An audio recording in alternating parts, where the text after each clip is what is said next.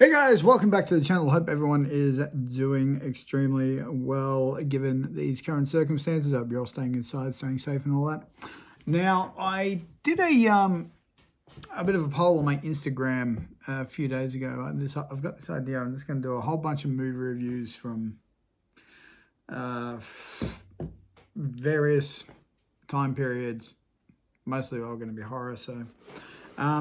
sort of like, do you want this done? Should this be as a podcast? Should it be as a YouTube video?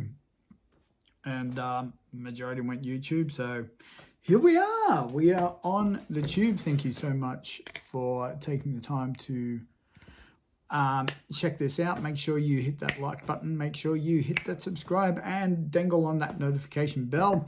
That would look so much cooler if I actually had a bell. I'm going to kick it off with perhaps one of my favorite movies from the mid to late 90s. It is the Wes Craven classic Scream. Now, this movie pretty much revitalized the whole slasher genre in horror, but that was on a pretty deep downslide. Like, Freddy was done. Freddy was dead. Jason had gone to hell, and we're not going to talk to him. I'm not even going to comment on Halloween Part 6, The Curse of Michael Myers, because like the theatrical cut, which I think a lot of people have seen, is meh at best. That's just my opinion. You might think, hey, man, Curse of Michael Myers is really good, But it didn't really do much for me, like the same as Halloween 5.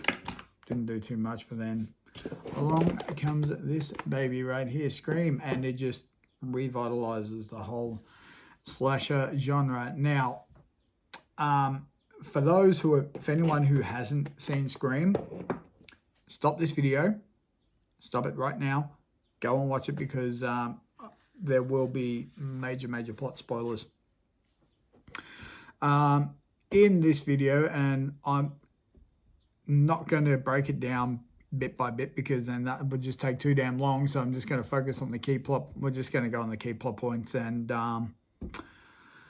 yeah, go from there. So I am going to just break down the opening scene, because this is the most probably iconic, and this is one of the best ways to lead into this movie. So we have the Scream title card, and we have the ringing phone, of course, which we've seen parodied a few times in like Scary Movie and other sort of movies like that. And we see our opening girl, Drew Barrymore, who is the big draw card for this movie, actually. So it's a little bit unusual to see your big draw card in the first scene, because usually they get introduced a little bit later on, usually in the second or third scenes. But so yeah, simple little phone conversation to start off, like, hey, what are you doing? What are you up to? What's your favorite scary movie? Sort of, just your general sort of nothing too concerning to start with. Eventually, like, the continual calls end up, starting to agitate our first girl, Casey, who's Drew Barrymore, to the point where like she's gotten really upset, and it's like, listen here, and that's when we get you hang up on me again, I'm gonna gut you like a fish. And that's when things take that turn to like, oh no, oh shit, this is getting spooky, if you're on the other end of the phone anyway. And so they end up playing a little trivia game. The warm-up question she gets right, the killer in Halloween, Michael Myers, we all know this. Then to the actual question, where if she gets it right, her boyfriend, who is currently tied up out in the back, he gets to live. Okay, sure. The killer in Friday the 13th. Now, if you haven't seen the original Friday the 13th, or you just hear the name Friday the 13th, you think, oh, it's Jason. No, it's not. It's not. It's Jason's mother, Miss Pamela Voorhees, is the original killer. Of course, she gets that wrong. And Steve cops it. He's gone. He's split open and disemboweled. And then we have the chase down scene, and Casey ends up biting it as well. Like, and this is the thing that I think got a lot of people too. You got your main girl who's smack bang on the front of the poster, and she's killed off in the first 10 minutes. That is one hell of a swerve for the movie audiences. I can guarantee I don't think there were very many, unless you're pretty seasoned in horror. Like, no, it's like, oh shit, this is the main girl. This is the big draw card. It's like, oh, Drew Barrymore's in the new movie, and yeah, she's killed in the first 10 minutes. But then we go to our proper main girl, Neve Campbell, who's playing Sydney Prescott. And this is sort of where it becomes like a little bit of a teen drama sort of thrown in there. Of course, we all know she's big in Party of Five and and stuff like that. So that's sort of become really, really big at the minute. Or is that Jennifer Love Hewitt? Or were they both in Party of Five? I know what you did. I know what you did last time. It's coming up soon anyway. So don't know when, but that'll be coming up soon. So yeah, this is where the teen drama stuff sort of comes into it a little bit. We get introduced to the boyfriend Billy, who's played by Skeet Ulrich. Again, he does a good job. He does a great job in this. Actually, all the cast in this movie are absolutely amazing. They do the usual teen, oh, I was thinking about our relationship and blah, blah, blah. They have a little make-out session, and you listen very, very closely into the background. You can actually hear an acoustic version of Don't Fear the Reaper. So that was pretty interesting. So throughout the first half of the movie, we get introduced to our other main characters. We get Courtney Cox, who's Gal Weathers. We got David Arquette, who's Dwight Riley, but more affectionately, I guess, sort of known as Dewey. Rose McGowan is his sister Tatum. We've got the future voice of Shaggy, Matthew Lillard, as Stu Mecca. Like, this is a really, really great ensemble cast of up and coming characters. Like, Courtney Cox is already well established with Friends, but like some of these other ones, Jamie Kennedy as Randy is just like this young up and coming sort of cast. It's just brilliantly done for the time. Yes, it screams mid to late 90s. But who cares? Like, it's just done so well. We've got the Fonz, Henry Wilker playing Professor Himbry. He is absolutely awesome in this as well. There's a lot of nice little horror homages as well. Like, you get them watching Halloween at the big farm party near in the upcoming climax. You've got Tatum saying stuff that when they're talking about the curfew and everything that's coming into effect, something out of a Wes Carpenter movie. There's a massive nod to not only director Wes Craven, but also to Halloween director John Carpenter, who is in fact one of the greatest horror directors, along with Craven and George A. Romero, who brought zombies to life with Night of the Living Dead. I'm sure there's probably a lot of other horror references. Actually, there is one more. I actually just remembered when, this is before Himbry gets knocked off. He's trying to find the Phantom Knocker. He's running through the school. And we come across Fred the janitor. Now, he's wearing the signature fedora and green and red striped sweater, which is obviously a nod to Freddy Krueger. We also get references to Prom Night. And this is also where it's sort of the rules pretty much sort of become a thing where every horror movie since Scream is like, oh, we're going to set to this set of rules, so we'll do that. So don't have sex. If you screw, you're screwed. Don't drink, because we always know it's the virgins, or which class as the final girl that always outsmart the killer and outrun him and put him down. That is, of course, don't drink or do drugs. That's the big sin. It's an extension of rule number 1. And it gets kind of funny a little bit here because we get the 3, don't say I'll be right back, because you won't. Because you go and watch any slasher movie from Halloween, which came out in 1978, to we'll say Scream. We'll go with Scream in 1996. A lot of the tropes that get brought up actually do happen. Like, if you drink, you're done. You screw, you're screwed, and all of this sort of thing.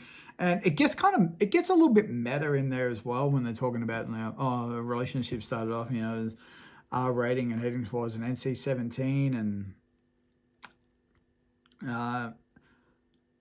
just all of that. And the good thing that Scream does is, like, this is sort of the originality part of it. This is when, like I know we did last summer and all that, sort of like started to rip it off a little bit, is you don't know who the killer is. Like, there's a scene where in the video store, Randy actually says it best himself, to do, like you just watch Prom, that it's a very simple formula. Every single person is a suspect because you don't know who it is. Like, it could be, you know, Old Man Johnson down the street, or it could be, you know, the hot chick behind the counter, or it could be anybody. And I'm going to have to do a little bit more research on this, because I think this is the only movie where the word ghost face actually gets used. Throughout the rest of the time, it's like, oh, you know, who's the killer? Who's the killer? And it's actually Rose McGowan's character, Tatum, who utters the word ghost face. It's like, no, please, Mr. Ghostface, I want to be in the sequel. And of course, no, she's not in the sequel. But she gets killed off, you know, the famous with the garage door. But, like, then you've got the twist of, like, you know, it's the boyfriend Billy and his buddy Stu, and, you know, they've got the voice changer thing, which, you know, is like, surprise, Sydney. That was bad. I don't know why I did that. But, yeah, it just builds that suspense, and all of a sudden it's like, you thought it was this, you know, everyone's thinking, oh, you know, what's the dad, you know, he's missing. It's like, we can't get a hold of him. It's coming up to the anniversary of his wife's, you know, murder, and no, it's the boyfriend and his best buddy Stu that caused all this, and of course they end up going down for the count as well. Matthew Lillard probably has one of the best deaths in the whole movie, getting crushed by this gigantic TV. And when I was watching that bit last night, all I can think of is, like, you go to A Nightmare on Elm Street Part 3, and this when the chick Jennifer, you know, oh, I want to be an actor. It's like, welcome to prime time, bitch. And I actually said this to April's watching it with me, and I have this weird habit. I don't know why. I'm always making these cheesy one-liners at times. Like, I was like, well, that's one way for him to get into television, I suppose. And yeah, I just got the old, yeah, right, whatever. Got the old Simpsons roll eye of, like, yeah, funny. It wasn't really. It's pretty bad, but yeah, it's just, I don't know why. I always do. You ask even my buddy Ned, that I watch a lot of these movies with from the underground. Like, it's always the same thing. It's like, oh, geez, that was shocking, wasn't it? It's like, oh, geez, he'll never be the head of the household and all this other. I got a little bit overboard at times. I get a bit cheesy, but it's just the way it goes at times, I suppose.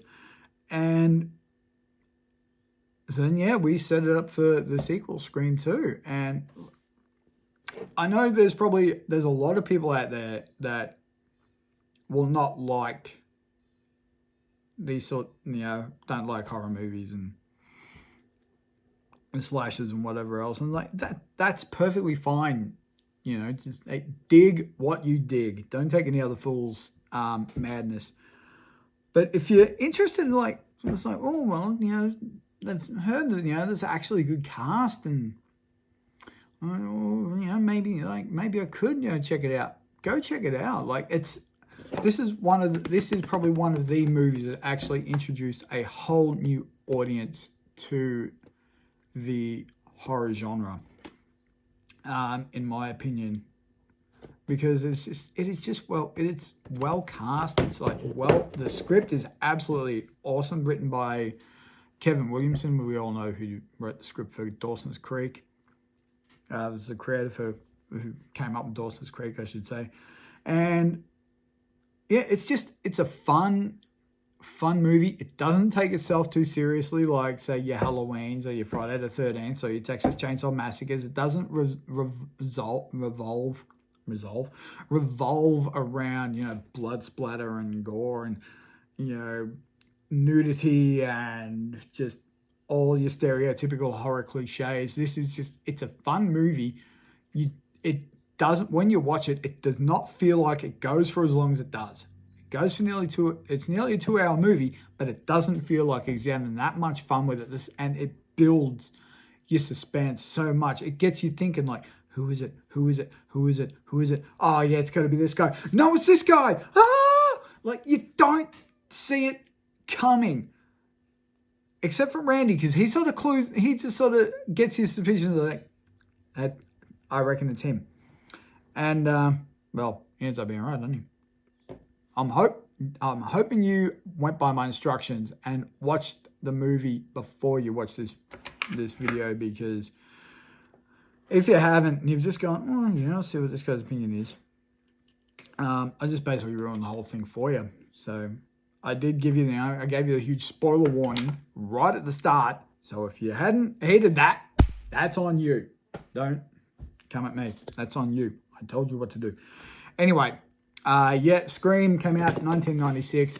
Absolute fantastic movie. Did amazing at the box office.